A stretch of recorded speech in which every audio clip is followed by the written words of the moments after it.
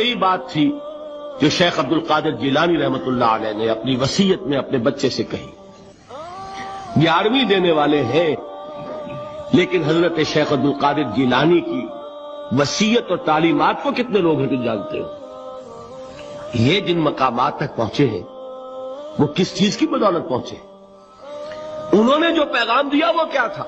اے میرے بچے، جس طریقے سے قرآن مجید میں حضرت لقمان کی نصیحتیں جو ہے نقل کر دی گئی ہیں، میں یہ عرض کروں گا بالفرض اگر قرآن حضرت عبد القادر جیلانی کے بعد نازل ہوا ہوتا تو شیخ عبد القادر کی یہ نصیحتیں بھی قرآن میں درج ہوتی۔ اتنی اونچی نصیحتیں ہیں۔ اے میرے بچے، اس حقیقت کو ذہن نشین کر لے، لا فاعل فی الحقیقت ولا مؤثر الا اللہ۔ اس کائنات میں نہ کوئی فاعل حقیقی ہے نہ مؤثر حقیقی ہے سوائے اللہ کے۔ کسی شے میں کوئی تاثیر نہیں اگر اللہ نہ چاہے۔